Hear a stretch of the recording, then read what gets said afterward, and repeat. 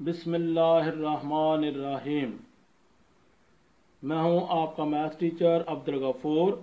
आज हम मुतफरक मशक 2 सवाल नंबर 2 हल करेंगे। तो इसमें पहला पार्ट देखिए, लिखा हुआ है मदरजा झैल मसावातों के रूट्स की अकसाम पर बहस कीजिए। ये हम पहले चैप्टर में पहली मशक में भी कर चुके हैं, फिर दोबारा यहाँ पर भी करते हैं क्योंकि ये बहुत अहम सवाल हैं। तो ये दो दर्जी यानी क्वाड्रेटिक इक्वेशन दी हुई हैं, तो इससे रूट्स की अकसाम बतानी है। पहले इंग्लिश मीडियम बुक भी देख लीजिए, यही लिखा हुआ होगा। ये इंग्लिश मीडियम बुक भी देख लीजिए। Question number 2, write short answers of the following question. Discuss the nature of the roots, यानी रूट की अकसाम पर बहस करनी है। ऑफ द फॉलोइंग इक्वेशंस, ये जो इक्वेशंस दी हुई हैं ये 4 ABCD, तो दोनों की इक्वेशंस भी सेम है। मैं लिख के इन पर बहस करता हूँ, आप देखिएगा। डियर स्टूडेंट्स, रूट्स पर बहस करने से पहले मैं एक दफ़ा फिर तारफ़ आपको करा देता हूँ कि देखिए आपके पास दो दर्जी मसावात यानी क्वाड्रेटिक इक्वेशन इस किस्म की होती है, ax² + bx + c = 0। और ये उसका के रूट्स निकालने का फार्मूला है। ये आपको पता है रूट्स क्या होते हैं, रूट्स जवाब होता है। तो इसका रूट्स यानी जवाब निकालने का फार्मूला ये था -b + -b² - 4ac√2a।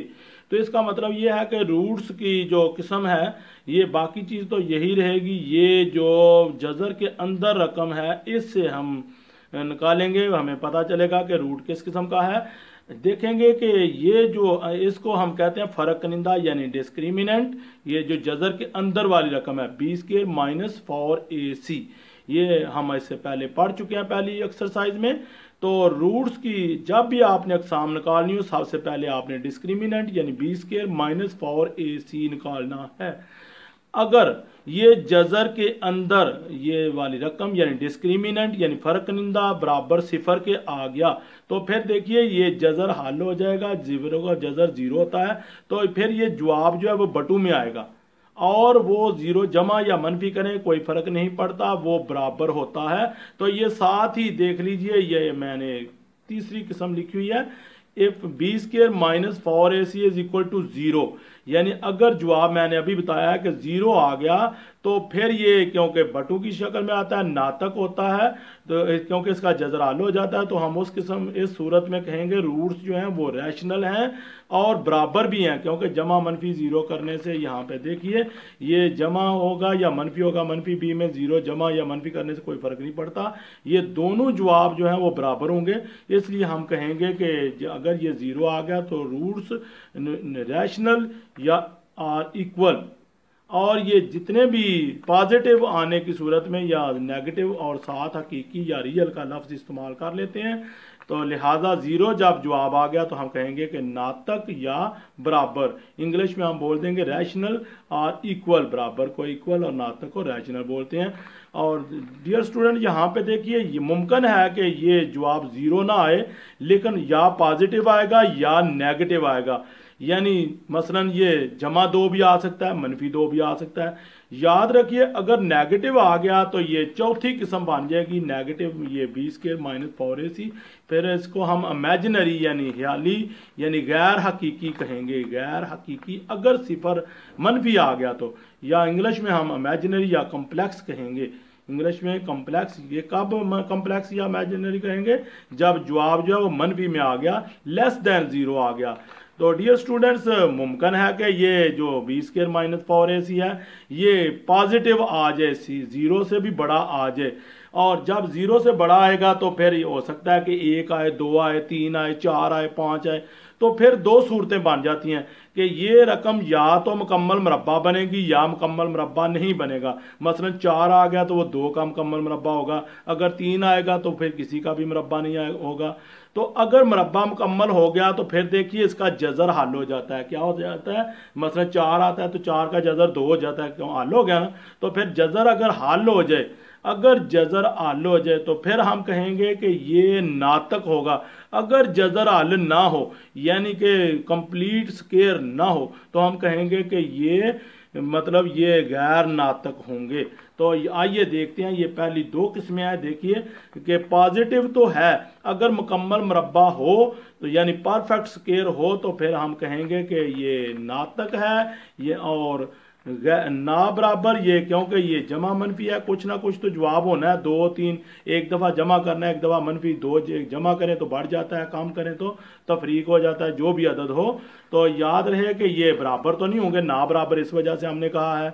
मुकम्मल मुरब्बा परफेक्ट स्क्वायर हो तो फिर ये नातक होंगे, ना बराबर होंगे। और अगर ये मुकम्मल मुरब्बा ना हो तो फिर क्योंकि जज़र हाल नहीं होता, जब जज़र हाल नहीं होता तो फिर वो गैर नातक होते हैं। गैर नातक होंगे तो ना बराबर तो होंगे ही, बराबर सिर्फ उसी सूरत में होंगे जब ये ज़ीरो जवाब आएगा, क्योंकि ज़ीरो किसी अदद में जमा या तफरीक यहाँ पे करें तो कोई फ़र्क नहीं पड़ता। तो डियर स्टूडेंट्स, आइए इस पर एक दफ़ा फिर हम बहस कर लेते हैं। सबसे पहले आपने ये देखना है कि जो जवाब आपका आया वो जमा है या मनफी है। अगर मनफी है तो फिर तो चौथी किस्म यहाँ से अलहदा कर लेना है, कह देना इमेजिनरी या कम्प्लेक्स यानी गैर हकीकी। ये आपको समझ आ गई होगी। एक दफ़ा फिर रिपीट कर देता हूँ डियर स्टूडेंट्स के आपने सबसे पहले क्या देखना है कि जवाब हमारा पॉजिटिव आया या नेगेटिव। अगर नेगेटिव आया तो मैंने क्या कहा, अभी अभी बताया है, कम्प्लेक्स या इमेजिनरी या गैर हकीकी उर्दू में या ख्याली बोल देंगे। और अगर पॉजिटिव आया तो 3 सूरतें होंगे, या तो ज़ीरो जवाब आएगा, या मुकम्मल मुरब्बा बनेगा, या मुकम्मल मुरब्बा नहीं आएगा। यानी अगर सिफर आ गया तो फिर कहेंगे बराबर है और नातक है, और अगर सिफर ना आया तो फिर मुमकिन है कि वो 2 3 4 या मुकम्मल मुरब्बा होगा या मुकम्मल मुरब्बा नहीं होगा। अगर मुकम्मल मुरब्बा बन गया तो कहेंगे नातक, और अगर मुकम्मल मुरब्बा ना बना तो हम कहेंगे गैर नातक। ये नातक और गैर नातक मुरब्बे पर डिपेंड करता है।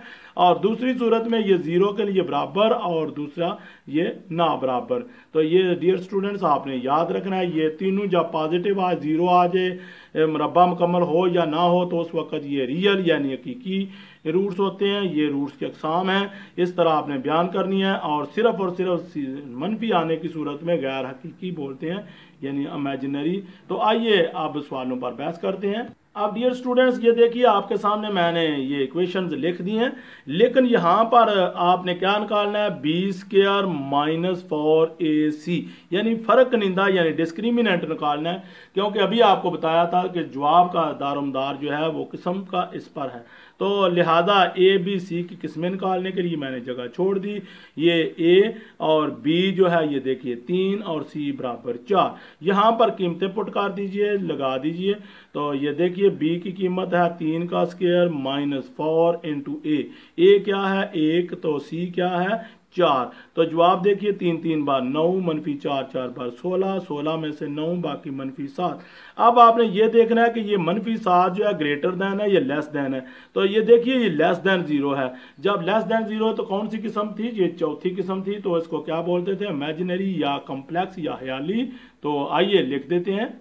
तो इसको उर्दू में इस तरह लिख देंगे, पास रूट्स ख्याली हैं, और इंग्लिश मीडियम में ख्याली की इंग्लिश इमेजिनरी होती है, तो या complex. So roots are imaginary. ये पहले की नेचर या टाइप हो गई। अब दूसरा ये सवाल देख लीजिए, ये भी एक क्वाड्रेटिक इक्वेशन है। इसमें से भी आपने ए बी सी की कीमतें निकाल के वही b² - 4ac यानी डिस्क्रिमिनेंट ही निकालना है हर सवाल में। और ये देखिए ये c बराबर 3। तो अब आपने डिस्क्रिमिनेंट निकाल लेना है। तो ये देखिए डिस्क्रिमिनेंट ए बी सी की कीमतें निकालने के बाद कुलिया लगा दिया डिस्क्रिमिनेंट का, b² - 4ac। तो ये -7 का होल स्क्वायर है, -4 इंटू ए 2 है, c 3। तो ये देखिए 7 7 बार 49, और ये जमा का होगा 3 2 बार 6, 6 4 बार 24, और ये तफरीक करें तो देखिए ये 25 बन गया। डियर स्टूडेंट यहाँ पे देखिए ये ग्रेटर दैन 0 तो है। अब आपने ये भी डिसाइड करना है कि ये परफेक्ट स्क्वायर है या नहीं है। तो ये देखिए ये 5 का होल स्क्वायर है या नहीं है, 25 5 का होल स्क्वायर है ना। तो जब कंप्लीट स्क्वायर हो तो आपको पता है कि इसका जज़र निकल जाता है, तो जज़र निकल जाता है तो फिर ये रैशनल में आएगा। तो आइए इसको उर्दू में इस तरह लिख देते हैं, क्योंकि ये होल स्क्वायर है। तो पास रूट्स नातक ना बराबर और हकीकी होंगे। इंग्लिश मीडियम में इस तरह लिख लें, so roots are rational. Rational ये नातक की इंग्लिश है, ना बराबर की अनइक्वल और हकीकी की रियल। तो सी पार्ट देख लीजिए, ये भी उसी तरीके से हल करना है जिस तरह से आपने ये ए बराबर 1, ये नेक्स्ट इक्वेशन है, तो बी बराबर 6 और सी बराबर ये -1। तो डिस्क्रिमिनेंट ही निकालना है जब भी आपने नेचर ऑफ रूट्स तलाश करनी हो। तो ये डिस्क्रिमिनेंट मैंने लिख दिया, देखिए कि वैल्यू निकाल के इसमें कीमतें दर्ज कर दीजिए। 6 का स्क्वायर -4 इंटू A1 और C -1, 6 बार 36 और ये जमा 4 36 ये 40। डियर स्टूडेंट यहाँ पे जरा तवज्जो दीजिए, सबसे पहले आपने ये देखना है कि ये पॉजिटिव है या नेगेटिव है। तो 40 जो जवाब आया ये देखिए, आप जरा गौर करें, ये पॉजिटिव है। उसके बाद आपने ये गौर करना है कि ये होल स्क्वायर है या नहीं है। तो बताइए 40 जो है ये किसका स्क्वायर है? ये किसी का भी स्क्वायर नहीं है, मुकम्मल मुरब्बा नहीं है, मुकम्मल मुरब्बा नहीं है। तो जब कंप्लीट स्क्वायर ना हो तो फिर क्या लिखते हैं, कौन सी रूट की किस्म होगी? तो पास ये क्योंकि मुकम्मल मुरब्बा नहीं है तो यानी not a complete square, so roots are irrational, यानी ये क्योंकि ये मुकम्मल मुरब्बा नहीं है तो जज़र हाल नहीं होता, जिसका जज़र हाल नहीं होता वो क्या होता है? इर्रेशनल, यानी गैर नातक, अनइक्वल यानी ना बराबर, और एंड रियल और हकीकी। ये हकीकी, हर वो जो भी पॉजिटिव आए उसके साथ आपने हकीकी जरूर लिख लेना, रियल, रियल यानी हकीकी। नेगेटिव आए तो गैर हकीकी यानी कि इमेजिनरी या कॉम्प्लेक्स। ये सूल पहले आपको रियल या गैर रियल मतलब ये हकीकी और गैर हकीकी का तस्वर आपने वादे करना है कि पॉजिटिव आए या नेगेटिव। उसके बाद आपने देखना है 0 हो तो इक्वल और नातक, ये देखिए, और अगर 0 ना हो तो फिर आप देखते हैं कि ये कंप्लीट स्क्वायर है या नहीं है। अगर कंप्लीट स्क्वायर हो तो फिर नातक, और अगर कंप्लीट स्क्वायर ना हो तो फिर क्या? गैर नातक। ये 4 ही किस्में हैं, बहुत ही आसान है। अब ये चौथी जोड़ भी देख लीजिए, ये चौथी जोड़ में भी आपने उसी तरह कीमतें ही निकालनी है। ये देखिए, ये तो अब डिस्क्रिमिनेंट निकाल लीजिए। ये चौथे सवाल पे जरा तवज्जो दीजिए, ये कीमतें मैंने पुट कर दी हैं इसके अंदर ताकि वीडियो लंबी ना हो। तो ये देखिए, -8 का स्क्वायर ये 64, -16 4 बार 64, ये कीमतें भी दर्ज कर दी, ए की भी सी की भी। तो ये 64 -64 0 आ गया।